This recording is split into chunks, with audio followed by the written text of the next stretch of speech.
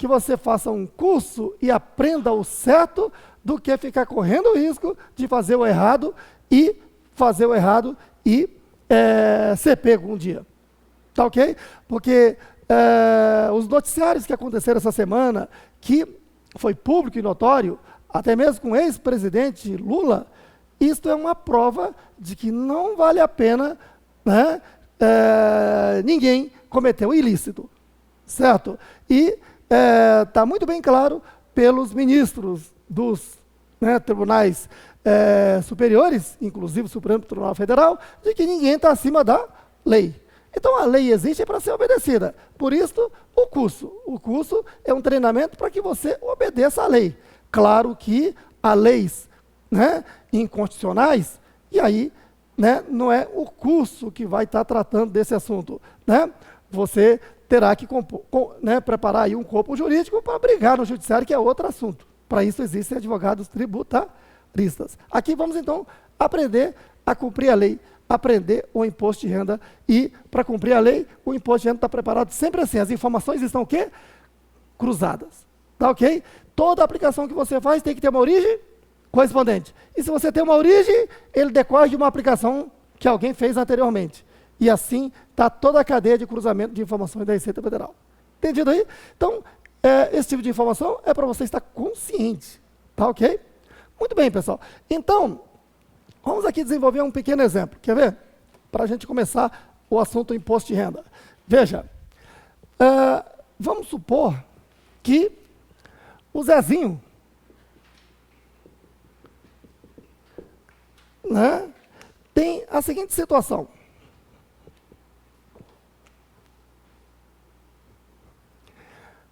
Zezinho comprou um carro. Né? Como é que fica a sua situação? Então vamos raciocinar assim, ó. Aqui no ano de 2015, Zezinho ganhou dinheiro para poder comprar o carro. Então esse ano aqui chamamos de quê? Ano calendário ou exercício fiscal. A lei chama de ano calendário. Tá ok? Bom, e aí o ano seguinte, tá? É chamado de exercício financeiro. O ano de 2016. Bom, aqui no ano de 2015, o Joãozinho recebeu, né, aqui em janeiro, olha, o contra-cheque, que é o recibo de pagamento. Salários. Ele recebeu de salário, digamos, 5 mil. E foi descontado dele imposto de renda retido na fonte. Já já vamos entender tudo sobre o assunto. De R$500. E ele, então, recebeu líquido R$4.500. Certo? Bom, aí ele trabalhou aqui, né, o ano todo. E lá para outubro, ele fez os cálculos e viu que dava para comprar um carro. Que cálculo ele fez? Né? Ele recebeu líquido aqui, 4.500, durante 10 meses. Então, ele ganhou líquido 44.500. Certamente já gastou uma parte aí para sua manutenção. E aí, desse recurso aqui, ele aproveitou e comprou um carro no valor de 30 mil, vamos supor. Certo aí? Bom, veja que tudo isso está acontecendo no ano calendário. Então, esse ano em que estão acontecendo os fatos, chamamos de fatos geradores.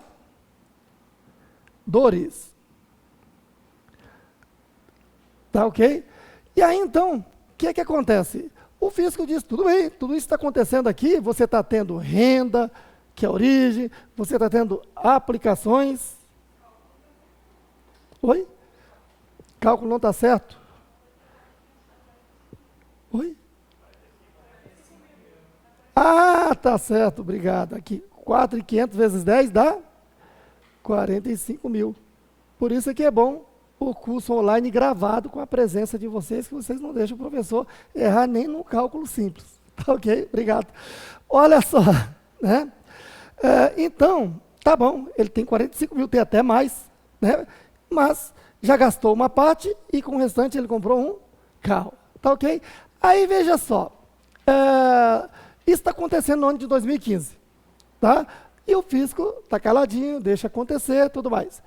Aí, veja, o fisco entende que você, como o Zezinho, como cidadão consciente, quando chegar aqui no final do ano, ele vai preparar a sua declaração do imposto de renda da pessoa física,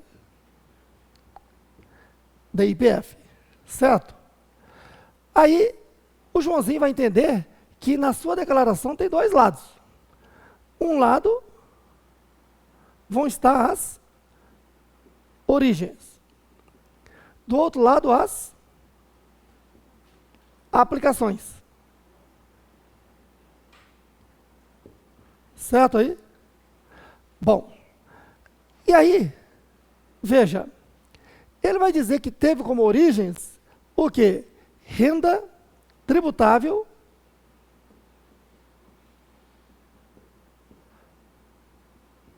de quê? Salários. Aí ele vai demonstrar os salários do ano todo, né? 12 meses de salário, vezes 5 mil, vai dar o quê? 60 mil, não é isso? E aí teve imposto de renda retido na fonte de R$500 vezes 12, que dá 6 mil. E que ele tem uma renda líquida do ano todo de 54 mil. Isso quer dizer que o lado das aplicações não pode ultrapassar 54 mil, porque senão ele cai na malha fina, porque, né, não vai justificar, né, uma parte da aplicação. E aí ele vai demonstrar, nas aplicações, o que ele teve? Ele comprou um carro de 30 mil, aonde? Na chamada declaração de bens. Certo aí? E lá na declaração de pagamentos, ele pode informar que ele gastou aqui com despesas médicas, digamos, de uns 10 mil, de forma que essas aplicações de declaração de bens e pagamentos que ele fez, né, não excedam 54 mil, porque se exceder, significa dizer que ele sonegou origem. Imagine, se ele tem aqui aplicações de 100 mil, sendo que ele só tem 54 de origem, ele está acabando de provar de que ele sonegou uma renda, né, e o fisco vai jogá-lo na malha fina e vai pedir que ele justifique. Então lembre-se, o que é malha fina? Né? Quando a pessoa declara o imposto de renda, qual é o prazo para declarar? Né?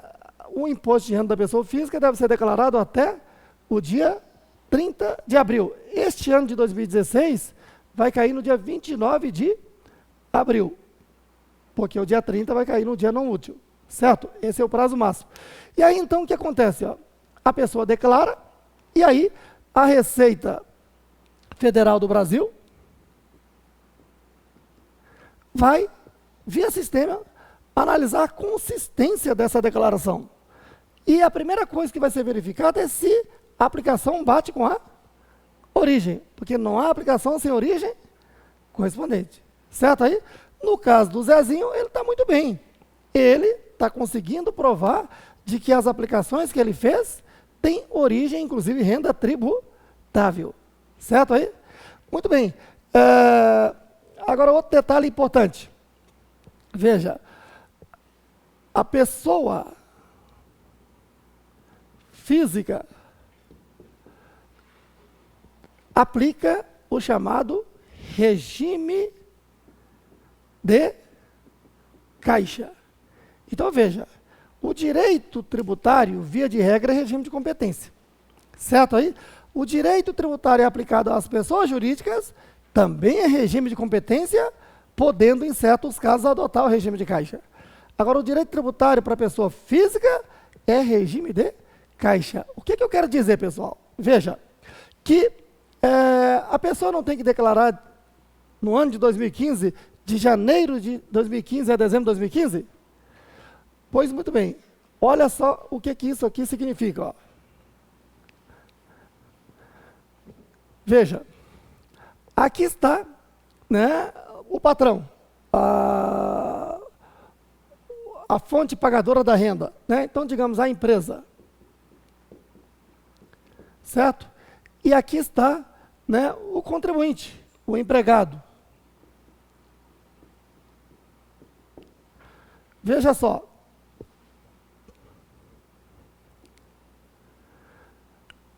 Aí, ambos vai estar aqui no ano de 2015.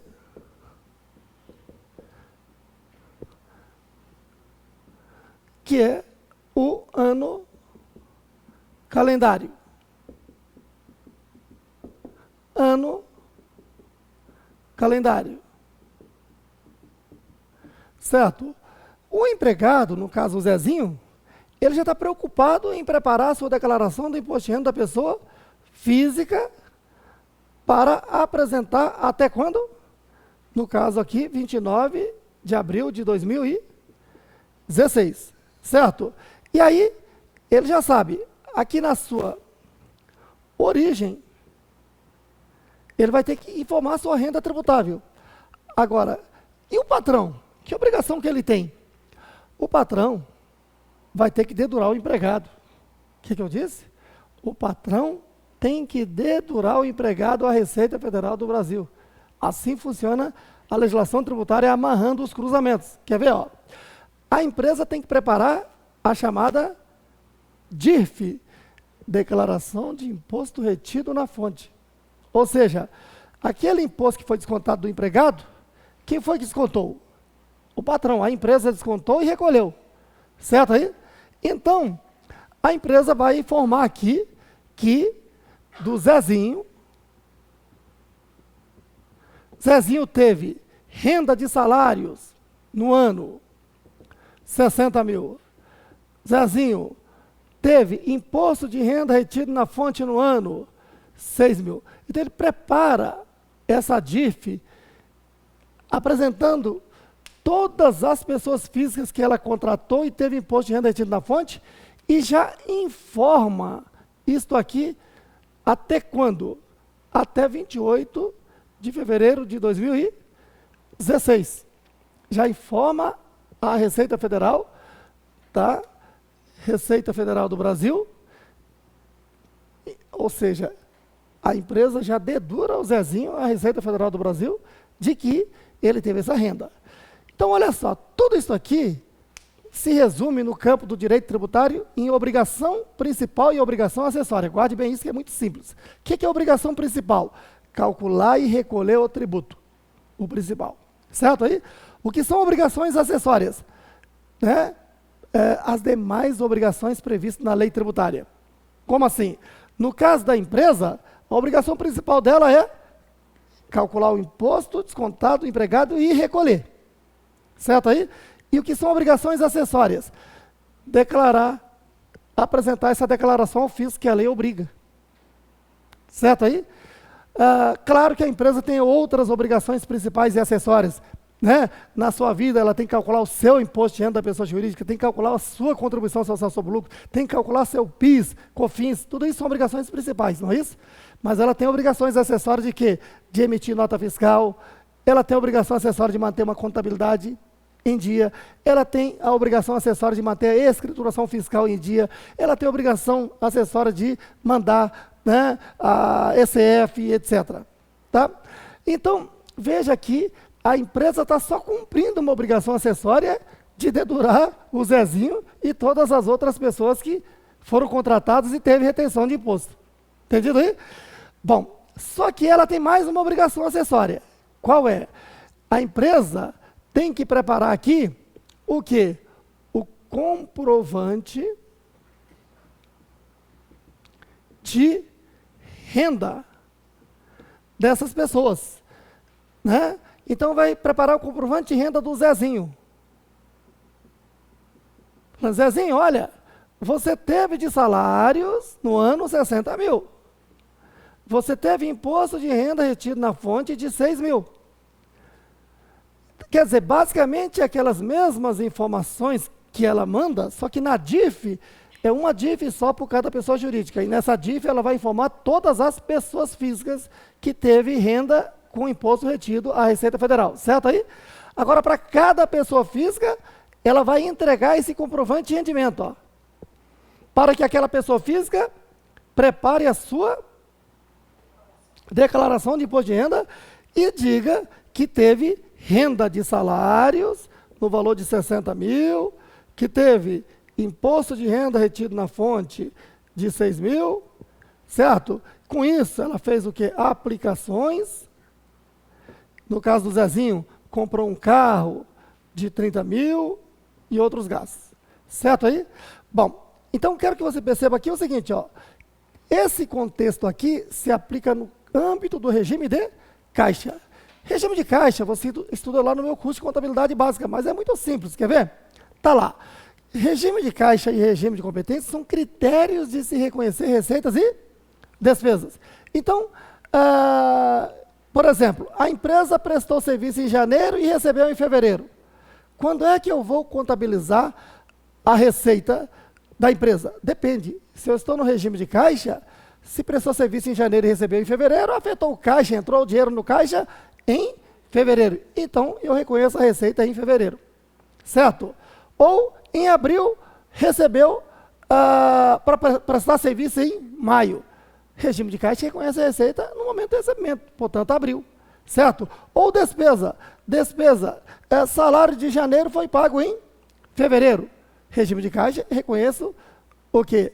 A despesa em fevereiro. Agora, se fosse regime de competência, não ia importar se pagou ou não pagou, não ia importar se recebeu ou não recebeu. Importaria é o mês de competência. Como assim? Se a empresa prestou o serviço em janeiro e recebeu em fevereiro, ela tem que reconhecer a receita em janeiro, independentemente de quando é que vai receber. Ou, se o salário é de janeiro e pagou em fevereiro, ela contabiliza a despesa de salário em janeiro. Certo aí? Bom, então isso é uma rápida noção do que é regime de competência e regime de caixa. No regime de competência não importa o momento do recebimento ou pagamento, e sim do fato gerador. E no regime de caixa, importa o momento do recebimento ou pagamento. Se é assim, já deu para você entender. Quer ver? Veja, imagine, salário de uma pessoa tem que ser pago até o 5º dia útil do mês seguinte, não é assim? Imagine a pessoa que recebe salário sempre no 5º dia útil do mês seguinte. Aqui no ano de 2016, ela vai declarar a renda de 2015, concorda? Qual renda de 2015 que ela vai declarar? Se ela sempre recebe salário lá no 5º dia útil. É de janeiro a dezembro? Não. Quer ver? Salário de janeiro, quando é que ele recebeu? Fevereiro. Então esse entra. Certo? Mas, aqui no dia 5 de fevereiro, recebeu o salário de dezembro de 2015, ó. Parece 14, né? 5 de janeiro, tá?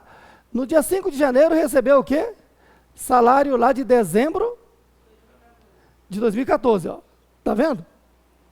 Então, veja, na declaração que eu vou apresentar, que o Zezinho vai apresentar aqui no dia 29 de abril de 2016, ele vai considerar como renda dele aquele salário de dezembro, que ele recebeu aqui no dia 5 de janeiro, até o salário de novembro.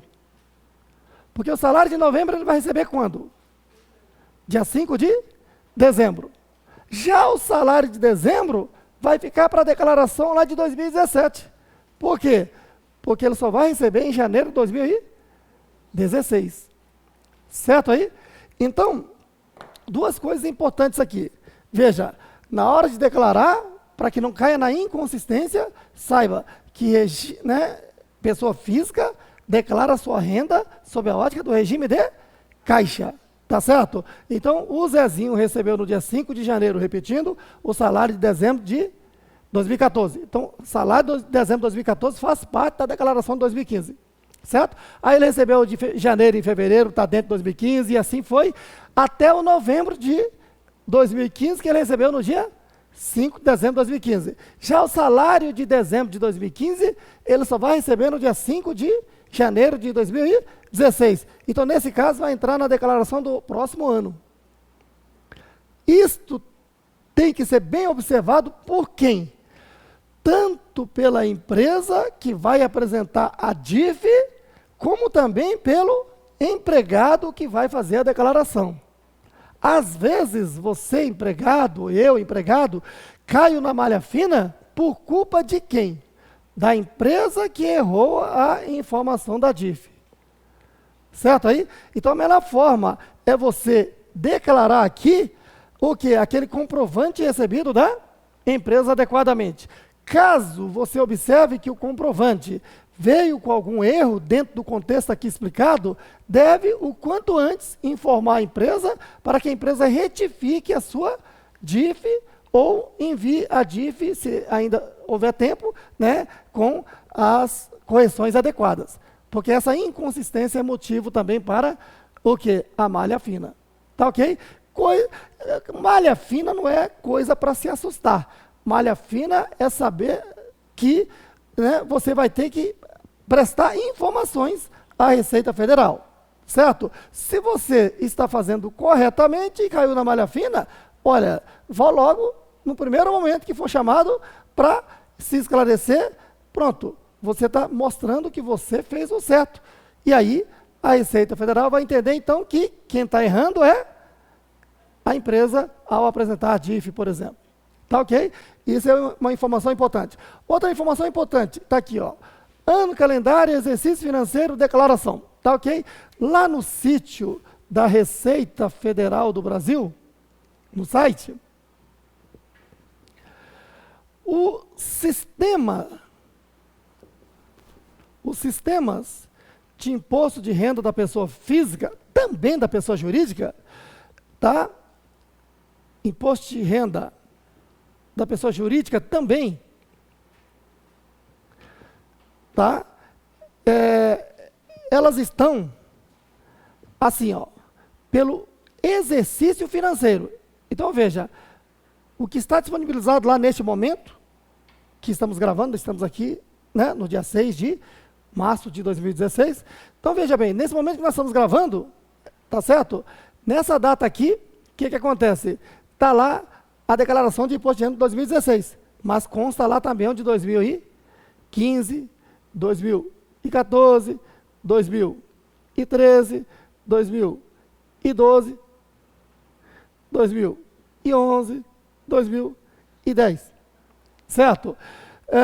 Então, quando você vai fazer a declaração do ano, geralmente você não vai errar na escolha do sistema.